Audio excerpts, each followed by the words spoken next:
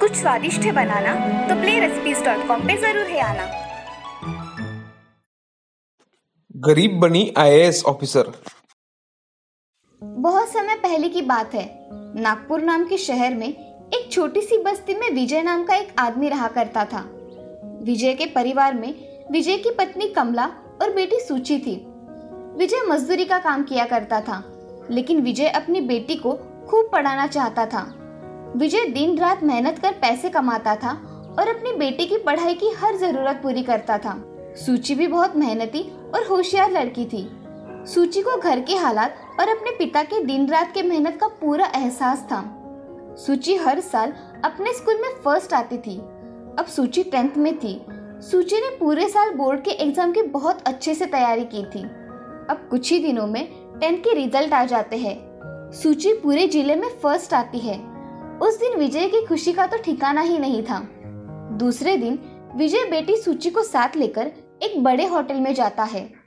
फटी धोती और फटी कमीज पहने एक व्यक्ति अपने 15-16 साल की बेटी के साथ एक बड़े होटल में पहुंचा। उन दोनों को कुर्सी पर बैठा देख एक वेटर ने उनके सामने 2 गिलास ठंडे पानी के रख दिए और पूछा, आपके लिए क्या लाना है? विजय ने पहले अपनी चारों ओर बैठे बड़े बड़े लोगों की ओर हिचकिचाती हुई नजरों से देखा और धीमी आवाज में वेटर से कहा, जी मैंने मेरे बेटी को वादा किया था कि यदि तुम कक्षा 10 में प्रथम आ जाओगी तो मैं तुम्हें शहर के सबसे बड़े होटल में एक डोसा खिलाऊंगा। इसने वादा पूरा किया। कृपया इसके लिए एक डोसा ले आओ। तभी वेटर ने विजय से पूछा, और आपके लिए क्या लाना है? जी मेरे पास एक ही डोसे के पैसे हैं। कृपया आप मेरी बेटी के लिए एक डोसा लेकर आओ। मुझे कुछ नहीं चाहिए। विजय की पूरी बात सुनकर वेटर अपने होटल मालिक के पास गया और पूरी कहानी बताकर उस वेटर ने अपने मालिक से कहा, सर मैं इन दोनों को भरपेट नाश्ता कराना चाहता हूँ। अभी तो मेरे पास पैसे नहीं है सर, इसलिए इनकी बिल की रकम आप मेरे सैलरी से काट लेना। तभी उस होटल मालिक ने उस वेटर से कहा, तुम चिंता मत करो, आज हम होटल की तरफ से इस होनहार बेटी की सफलता की पार्टी देंगे। कुछ ही देर में सारे होटल वालों ने मिलकर एक टेबल को बहुत अच्छी तरह से सजाया और बहुत ही शानदार ढंग से सभी उपस्थित ग्राहकों के साथ उस गरीब बच्चे की सफलता का जश्न मनाया। होटल मालिक ने सूची को एक बड़े थैले में 3 डोसे और पूरे मोहल्ले में बांटने के लिए मिठाई उपहार स्वरूप पैक कर दी। इतना सम्मान पाकर आंखों में खुशी के आंसू लिए विजय और सूची अपने घर चले गए। समय बीतता गया और एक दिन वही सूची आईएएस की परीक्षा पास कर उसी शहर में कलेक्टर बन गई। सूची ने सबसे पहले उसी होटल में एक सिपाही भेजकर कहलाया कि जी आपके होटल का मालिक कौन है? जी मैं हूँ, कहिए आपको क्या चाहिए? जी मैं कलेक्टर ऑफिस से आया हूँ। आज कलेक्टर साहिबा आपके होटल में नाश्ता करने आएंगी। क्या सच में हमारे होटल में कलेक्टर साहिबा नाश्ता करने आने वाली है? जी हाँ, आपने बिल्कुल सही सुना। अब मैं चलता हूँ। होटल मालिक और सारे होटल वालों ने तुरंत एक टेबल को अच्छी तरह से सजा दिया। ये खबर सुनते ही पूरा होटल ग्राहकों से भर गया। कलेक्टर रूपी वही लड़की होटल में मुस्कुराती हुई अपने माता पिता के साथ पहुंची। होटल में उपस्थित सभी सूची के सम्मान में खड़े हो गए। होटल के मालिक ने उन्हें गुलदस्ता भेंट दिया और ऑर्डर के लिए निवेदन किया।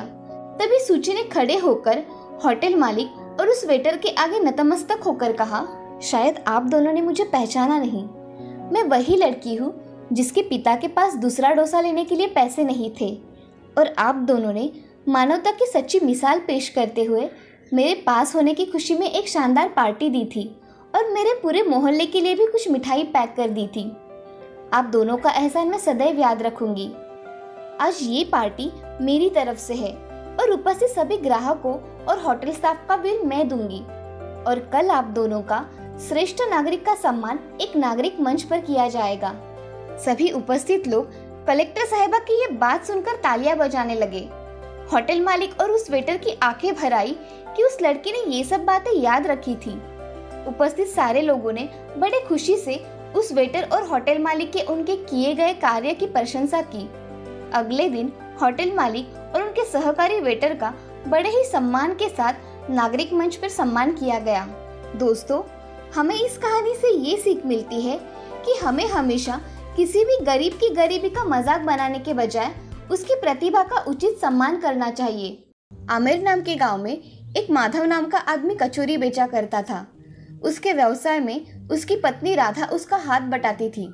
माधव दिन भर बहुत मेहनत करके कचौरी बनाता और बेचा करता था। राधा उसे घर से सारा सामान तैयार करके देती थी। माधव की रेडी के सामने सुंदर नाम के आदमी की पाव भाजी की रेडी थी। उसकी रेडी पर भी लोग आया करते थे, मगर माधव के हाथ की बनी कचौरी खाना लोग ज्यादा पसंद किया करते थे। एक दिन माधव की 50 कचौरियां दिन में खत्म हो गई, इसलिए माधव राधा से, राधा, मुझे कल ज्यादा सामान बना कर देना। आज के सामान की कचौरियां दिन भर में ही खत्म हो गई, इसलिए कल से 100 कचौरियों का सामान बना कर देना। ठीक है, मैं कल से ज्यादा सामान बना कर दिया करूंगी। चलो अब खाना खाते हैं, मुझे जोर से भूख लगी है। चलिए। राधा खाने की थाली परोसती है, तभी माधव आकर खाना खाने बैठ जाता है। दोनों का खाना हो जाने के बाद दोनों जल्दी सो जाते हैं। अगले दिन राधा 100 कचौरियों को लगने वाला सामान बनाकर रखती है। माधव सब सामान अपनी रेडी पर लेकर चला जाता है। माधव पूरे दिन कचौरी बनाकर बेचता है। उसकी बहुत सारी कचौरियां आज बेची जा चुकी थी। उसकी 20 कचौरियों का सामान बचा था, इसीलिए माधव मन में सोचता है, अगर मैं थोड़ी देर और रुकूं तो कचौरियां शायद बिक जाए। ऐसा सोचकर वो राधा को फोन लगाता है। तभी माधव राधा से, राधा, कचौरियों का थोड़ा सामान बचा हुआ है। मैं सोच रहा हूँ कि थोड़ी देर और यहाँ रुककर फिर घर पर आता हूँ। जी, जैसा आपको ठीक लगे। ठीक है। ऐसा कहकर माधव फोन रख देता है। फोन रखने के बाद आधे घंटे में माधव के रेडी पर एक आदमी 10 कचौरियां लेने आता है। वो आदमी माधव से, अरे भाई, 10 गर्मा गर्म कचौरियां बनाकर देना जरा मुझे। जी, अभी देता हूँ। ऐसा कहकर माधव 10 कचौरियां बनाकर उस आदमी को दे देता है। वो आदमी जाने के बाद उसके पास सिर्फ 10 कचौरियों का सामान बच जाता है, इसीलिए माधव मन में सोचता है कि 10 तो मैंने बेच दी, अब 10 बाकी है, किसी को दे देता हूँ। वैसे भी आज बहुत अच्छा धंधा हुआ है। ऐसा मन में सोचकर माधव रेडी निकालता है और घर जाने के लिए निकलता है। थोड़ी दूर चलने के बाद उसे एक पेड़ के नीचे कोई बैठा दिखाई देता है। माधव उसके पास चला जाता है और देखता है कि एक बूढ़ा आदमी पेट पकड़े हुए बैठा था। बाबा, आप ऐसे क्यों बैठे हो? बेटा, मुझे बहुत भूख लगी है, इसलिए मैं ऐसे बैठा हूँ। भूख के कारण मेरे पेट में बहुत दर्द हो रहा है। बेटा, बाबा, आप यही रुको, मैं अभी आता हूँ। माधव जल्दी जाकर उसके साथ 4 कचौरियां लेकर आता है और बाबा को खाने के लिए देता है। माधव बूढ़े आदमी से, बाबा, आप ये कचौरियां खा लीजिए, और चाहिए हो तो और बना कर देता हूँ। नहीं बेटे, मेरे लिए तो यही काफी है। ऐसा कहकर बूढ़ा आदमी वो कचौरियां खाकर माधव को ढेर सारा आशीर्वाद दे देता है।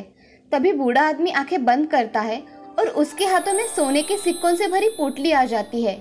बूढ़ा आदमी वो पोटली माधव को देकर, बेटे, ये लो, तुम्हारे लिए। मुझे ये नहीं चाहिए बाबा।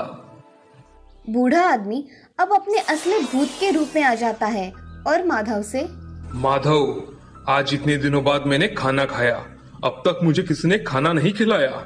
मैं तुमसे बहुत खुश हूँ, इसलिए ये तुम्हें उपहार के तौर पर दे रहा हूँ। तुम हर रोज मुझे कचौरियां लाकर खिलाया करो, मैं तुम्हें बहुत सोना दूंगा। बाबा, मगर मुझे इसकी कोई जरूरत नहीं है, मैं आपको ऐसे ही हर रोज कचौरी खिलाऊंगा। माधव, मैं खुश होकर तुम्हें ये दे रहा हूँ, तुम इसे रख लो।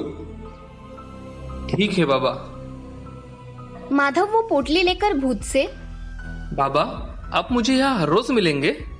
हाँ, मैं तुम्हें हर रोज यहाँ मिलूंगा, मगर याद रहे, तुम्हें हर रोज मुझे कचौरियां खिलानी होंगी। ठीक है बाबा, मैं आपको हर रोज कचौरी खिलाऊंगा। अब मैं चलता हूँ। अब माधव घर जाने के लिए निकलता है।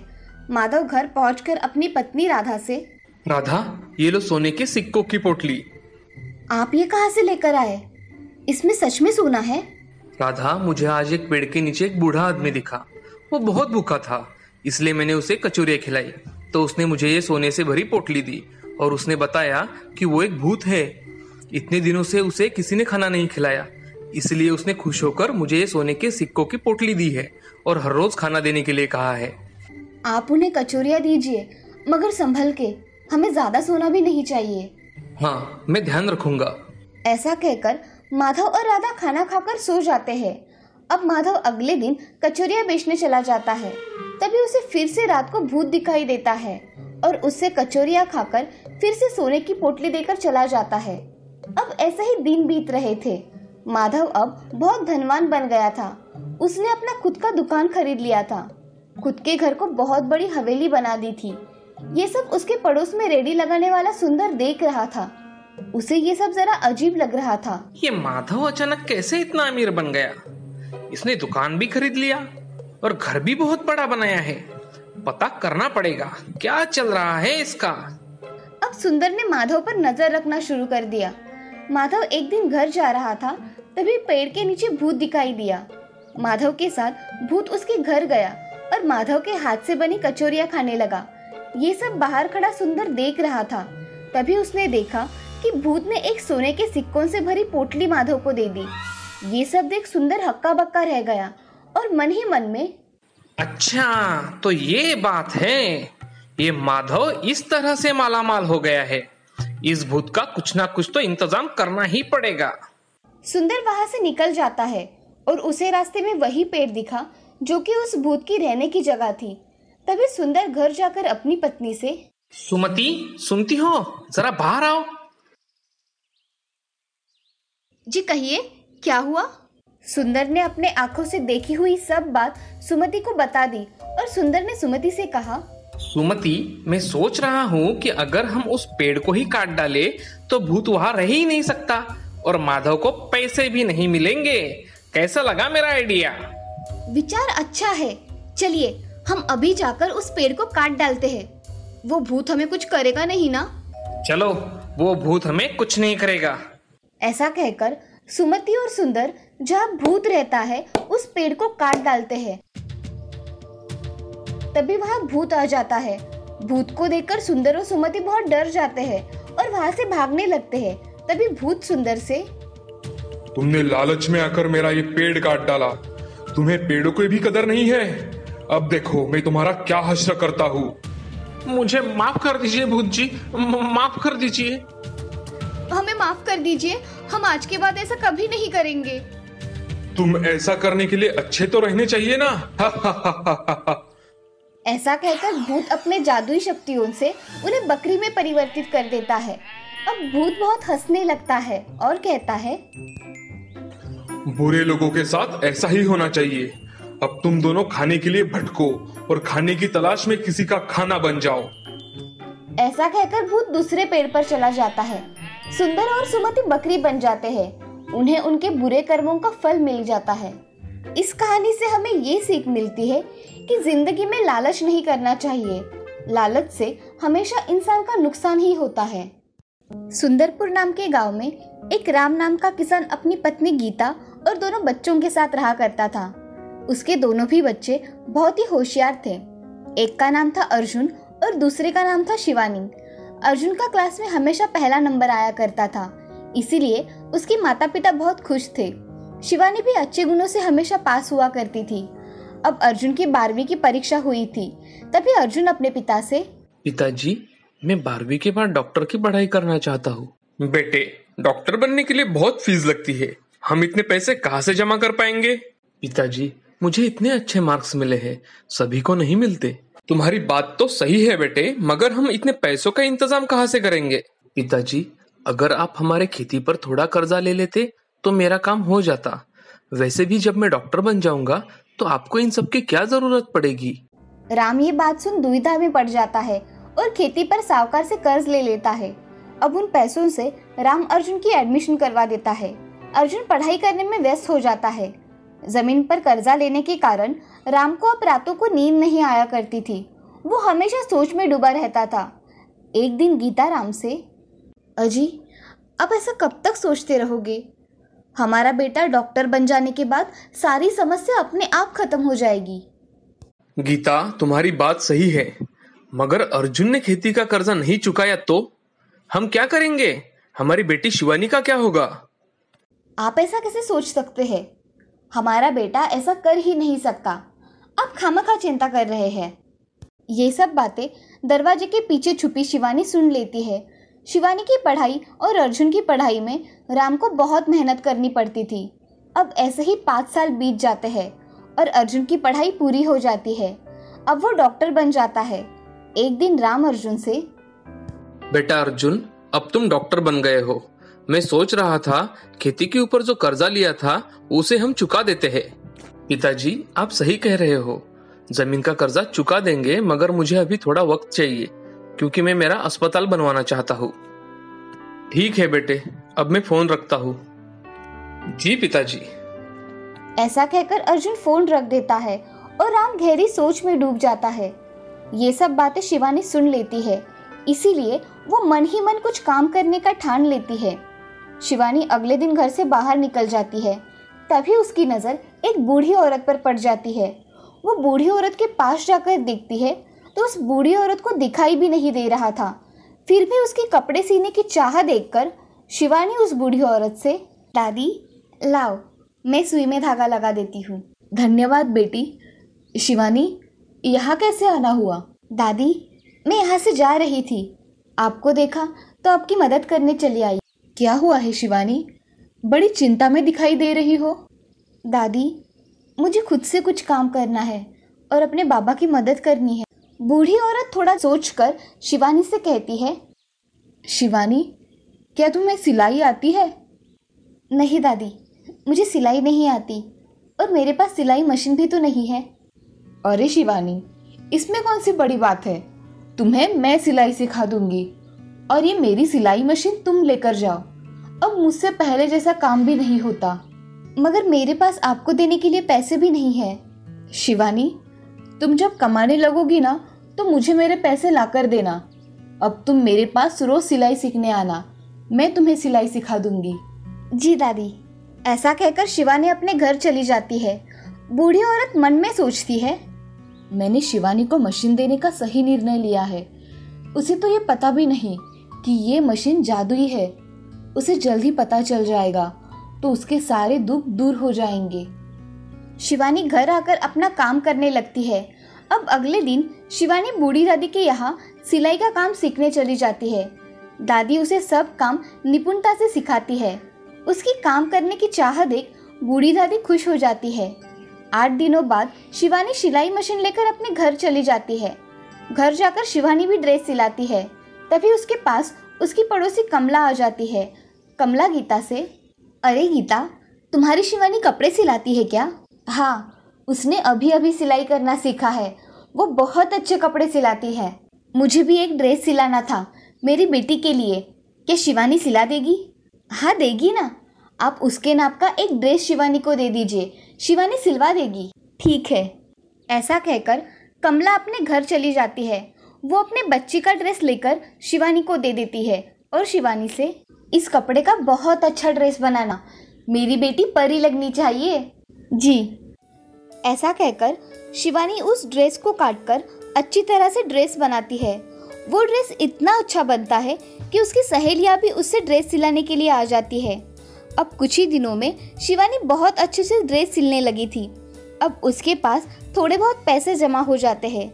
उन पैसों को लेकर शिवानी बूढ़ी औरत के पास चली जाती है। दादी, आप कहाँ हो? मैं यहाँ हूँ शिवानी, कमरे में। शिवानी कमरे में चली जाती है और बूढ़ी दादी को कुछ पैसे देकर कहती है, दादी, ये मैंने कुछ पैसे जमा किए हैं, ये लो सिलाई मशीन के पैसे, बाकी के बाद में दे दूंगी। शिवानी, मुझे इन पैसों की कोई ज़रूरत नहीं है, तुम इसे अपने पास ही रखो और मैं तुम्हें एक राज की बात बताने वाली हूँ, वो ध्यान से सुनना। क्या बात है दादी? शिवानी, मैंने तुम्हें जो मशीन दी है वो जादुई मशीन है। तुम उसके सामने रात को कपड़े काट कर रख दो, सुबह सब कपड़े सिलवा के तैयार हो जाएंगे। मगर अब तक तो ऐसा कुछ नहीं हुआ दादी। क्योंकि अब तुम काम में निपुण हो गई हो, कमाने के काबिल बन गई हो, इसीलिए मैंने तुम्हें ये बात अब बताई है। आज से सिलाई मशीन तुम्हारी सहायता करेगी। धन्यवाद दादी, आपने मेरी बहुत मदद की है। जाओ और अपना काम करो। जी दादी। ऐसा कहकर शिवानी अपने घर चली जाती है। घर जाकर रात के समय शिवानी उस मशीन के सामने एक कपड़ा रख देती है और सोने चली जाती है। सुबह जब शिवानी उठती है तो उस कपड़े का ड्रेस सिला के रखा हुआ था। अब शिवानी ऐसे ही बहुत सारे ड्रेस सिलाया करती थी। उसके सिलाए हुए ड्रेस सभी को बहुत पसंद आया करते थे। अब शिवानी की ड्रेस देख एक दिन स्कूल की प्रिंसिपल उसे बुला लेती है और शिवानी से, शिवानी, मैंने सुना है तुम बहुत अच्छे ड्रेस सिलाती हो। जी मैडम, जिसको जैसे ड्रेस चाहिए मैं वैसे ही सिला के दे देती हूँ। शिवानी, इस साल स्कूल के बच्चों की ड्रेस की ऑर्डर मैं तुम्हें देना चाहती हूँ, क्या तुम कर पाओगी? हाँ मैडम, मैं कर लूँगी, आप सिर्फ मुझे कपड़ा दे देना। ठीक है, कपड़ा तुम्हें कल मिल जाएगा और काम हो जाने के बाद पैसे मिलेंगे। ठीक है मैडम। शिवानी वहाँ से चली जाती है। अगले दिन शिवानी को स्कूल से ढेर सारे सिलने के लिए कपड़े मिलते हैं। शिवानी उन कपड़ों को काटने लगती है। कुछ समय बाद शिवानी बहुत सारे कपड़े काटकर सोने चली जाती है। सुबह जब शिवानी उठती है तो उसे सारे कपड़े सिले हुए दिखते हैं। उसके सारे कपड़े 5 दिन में सिलाकर तैयार हो जाते हैं। तभी शिवानी वो कपड़े स्कूल में दे आती है। प्रिंसिपल मैडम उसे अपने कैबिन में बुलाकर, शिवानी, तुमने इतने सारे कपड़े इतने कम समय में सिला के दिए, ये लो तुम्हारे सिलाई के पैसे। धन्यवाद मैडम। शिवानी पैसे लेकर घर चली जाती है और घर आकर अपने पिताजी को वो पैसे देती है। शिवानी अपने पिताजी से, पिताजी, ये लीजिए पैसे, स्कूल के कपड़े सिलवा के मिले हैं, इससे थोड़ा कर्जा चुका दीजिए। शिवानी बेटा, मैं तुम्हारे ये पैसे नहीं ले सकता। मैं मेहनत करके कर्जा चुका दूंगा, तुम उसकी चिंता मत करो। नहीं पिताजी, ये पैसे आप ले लीजिए और साहूकार को दे आइए। मगर शिवानी, आप ये पैसे ले रहे हैं। ऐसा कहकर शिवानी उनके हाथ पर पैसे थमाकर वहां से चली जाती है। अब शिवानी अपने पिताजी का कर्जा चुका देती है और कुछ समय बाद अपना घर अच्छी तरह से सजाती है। उसके घर में सारी वस्तुएं थी जिसकी उन्हें जरूरत थी। ये सब देख सभी लोग आश्चर्यचकित हो जाते हैं। एक दिन अर्जुन घर आ जाता है। उसका घर देखकर वो खुद हक्का बक्का रह जाता है। उसका घर अब एक हवेली जैसा दिखाई देता है। तभी अर्जुन अपने पिताजी से, पिताजी, क्या ये हमारा घर है? हाँ अर्जुन, ये हमारा घर है। इसे शिवानी ने अपनी मेहनत से इतना बड़ा किया है। क्या शिवानी ने? हाँ अर्जुन, तुमने तो कठिन समय पर मुंह फेर लिया था, अब आए हो तुम, अब याद आई है तुम्हें हमारी। ये सब सुन अर्जुन को अपनी गलती का एहसास हुआ और उसने अपने पिताजी की माफी मांगी। पिताजी, मुझे माफ कर दीजिए। ठीक है अर्जुन, उठो, जो हुआ सो हुआ, अब आगे से ऐसा मत करना। ऐसा कहकर अर्जुन राम के गले लग जाता है और अपनी माँ की भी माफी मांगता है। इस तरह से जादुई सिलाई मशीन ने शिवानी की और उसके पिताजी की सहायता की। इस कहानी से हमें ये सीख मिलती है कि हमेशा मेहनत करनी चाहिए। मेहनत का फल हमेशा मीठा होता है। अगर काम करने की चाह हो तो रास्ता अपने आप दिखाई देता है।